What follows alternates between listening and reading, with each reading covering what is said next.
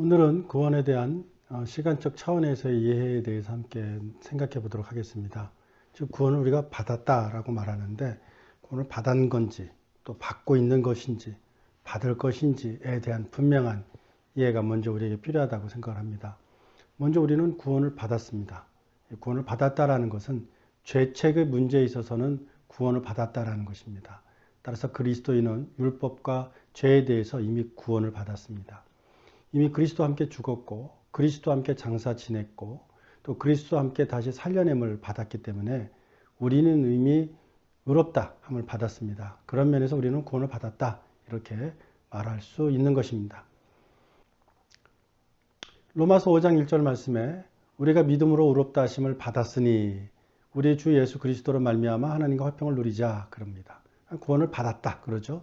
그렇습니다. 우리는 구원에 대해서 구원을 받았습니다.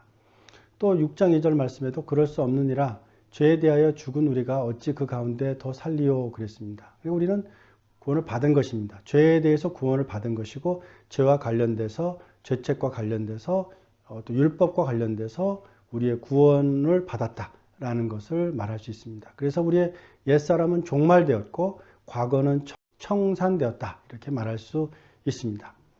로마서 6장 6절 또 11절 말씀에 보면 우리가 알거니와 우리의 옛사람이 예수와 함께 십자가에 못 박힌 것은 죄의 몸이 죽어 다시는 우리가 죄에게 종노릇하지 아니하려 함이니 그랬습니다.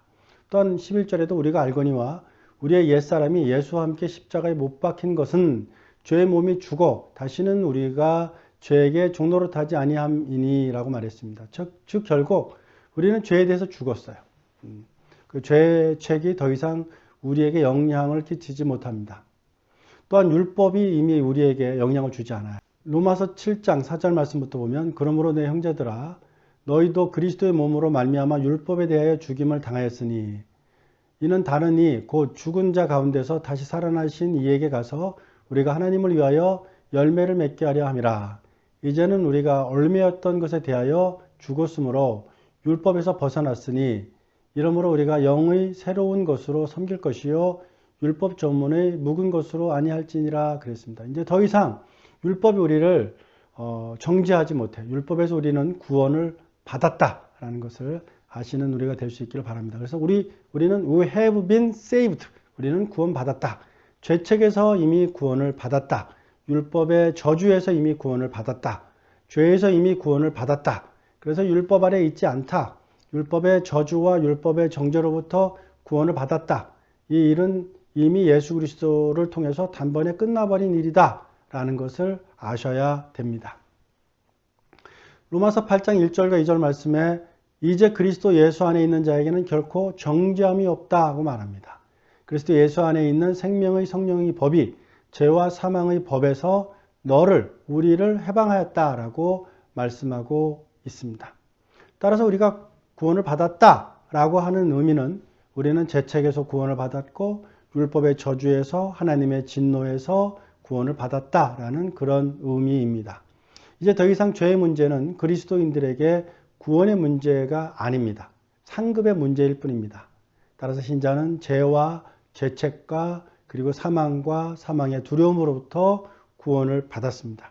그래서 우리는 사망아 너희 쏘는 것이 어디 있느냐 사망아 너희 삼키는 것이 어디 있느냐라고 담대히 말할 수 있게 되는 것입니다. 우리 신자는 구원받았습니다. 죄에 대해서 죄책에 대해서 율법의 저주에 대해서 구원을 받았다라는 사실을 아시기를 바랍니다. 두 번째로는 구원을 받았지만 또 한편으로는 구원을 받고 있다라고 말할 수 있습니다. 어떤 면에서 그러느냐? 우리가 구원을 받고 있습니다. 그것은 우리가 성화의 측면에서 그래요. 로마서 7장 23절 말씀에 보면 내 지체 속에서 한 다른 법이 내 마음의 법과 싸워 내 지체 속에 있는 죄의 법으로 나를 사로잡는 것을 보는도다 그랬습니다. 그래서 우리는 거룩하다라는 측면에 있어서 계속해서 하나님의 은혜 안에서 예수 그리스도 그분을 닮기를 위해 쓰고 노력하는 그런 면에서 구원을 받고 있어요.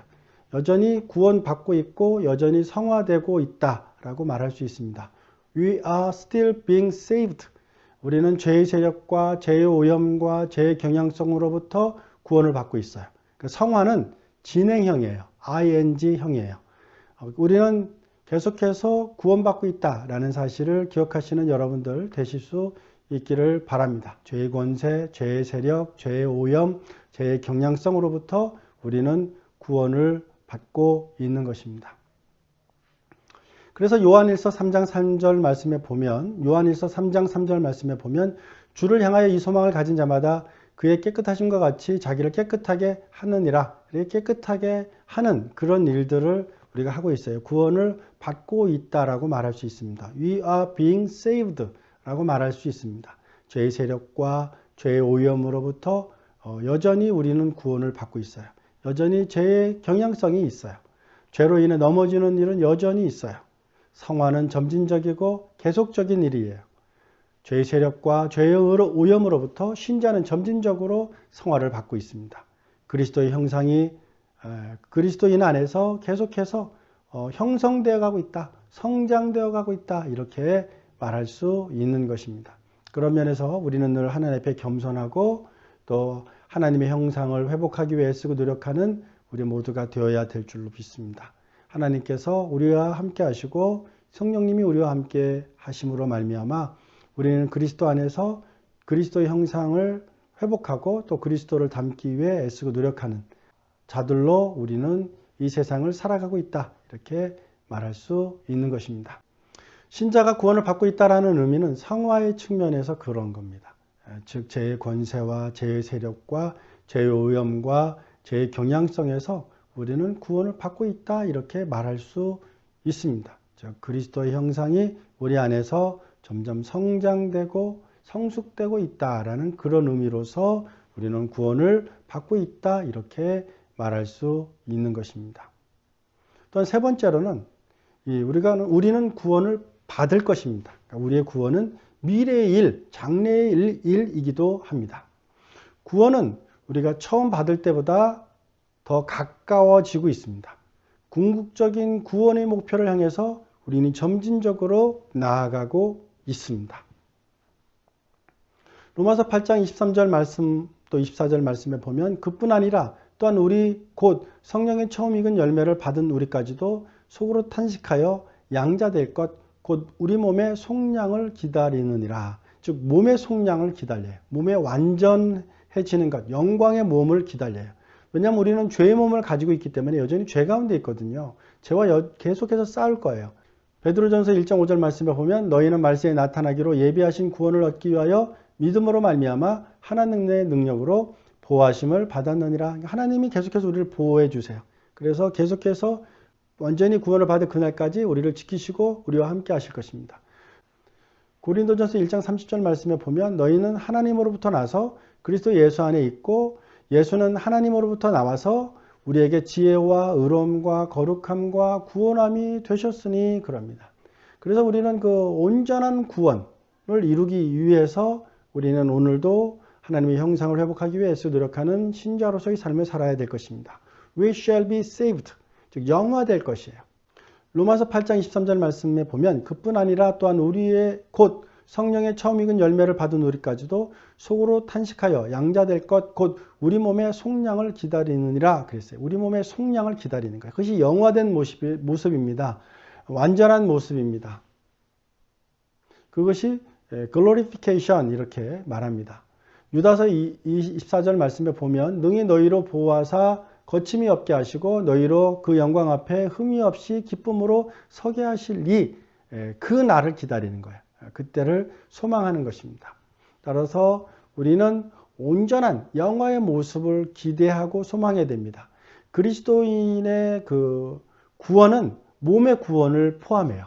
영혼만 구원받는 것이 아니라 우리의 육까지도 구원받을 때 우리는 온전히 구원을 받았다라고 말할 수 있는 것입니다. 우리가 구원받을 것이다 라는 것은 그리스도인은 궁극적이고 최종적이고 완성적인 구원, 그 날을 바라보고 소망하며 산다라는 것입니다. 이 최종적인 구속을 영화, glorification이라고 합니다. 이 영화와 함께 있는 모든 것을 포함한 최종적인 구속은 미래에 아직 남아 있습니다. 따라서 우리는 그날을 소망하고 그날을 기대하며 삶을 살아나가는 것입니다. 로마서 13장 말씀에도 양자될 것 곧 몸의 구속을 기다리며 살고 있는 것이에요. 고린도전서 1장 30절 말씀에도 너희는 하나님으로부터 나서 그리스도 예수 안에 있고 예수는 하나님으로부터 나와서 우리에게 지혜와 의로움과 거룩함과 구원함이 되셨으니 이렇게 말씀하고 있습니다. 따라서 우리는 그런 온전한 거룩함을 이루기 위한 영화의 모습을 갖기 위해서 우리는 그날을 소망하고 삶을 살아나가는 것입니다. 베드로전서 1장 3절부터 4절까지 말씀에 보면 우리 주 예수 그리스도 아버지 하나님을 찬송하리로다.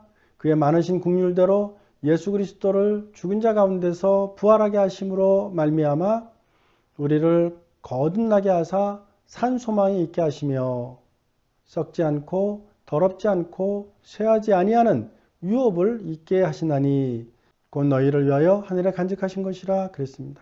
우리는 썩지 않고 더럽지 않고 쇠하지 않는 그 유업을 소망하며 또 그 유업을 기대하며 삶을 살아나가는 것입니다.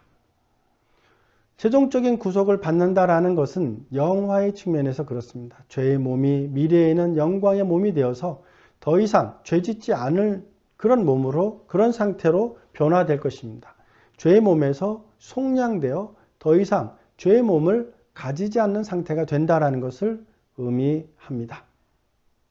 따라서 우리는 영화되면 우리는 더 이상 죄를 짓지 않는 그런 예수 그리스도 그분을 닮는 그리고 하나님의 형상을 회복한 그런 모습으로 삶을 살아나가게 될 것입니다. 우리는 율법의 저주에서 하나님의 진노에서 또 율법에서 죄책에서 우리는 구원받았습니다. 그러나 성화된다는 측면에서 우리는 여전히 그 성화되는 과정 가운데 있으니 구원받고 있다고 말할 수 있습니다. 그러나 하나님의 나라에 가게 될 때 예수님께서 재림하시고 죽은 자와 산 자가 부활하게 되어 영광의 몸을 입게 될 때 그때 우리는 영화됩니다. 그때는 더 이상 죄의 몸이 아니죠. 영광된 몸, 속량의 몸을 가지게 됩니다. 그날을 소망하며 삶을 살아나가는 우리 모든 하나님의 백성들 다 되실 수 있기를 바랍니다.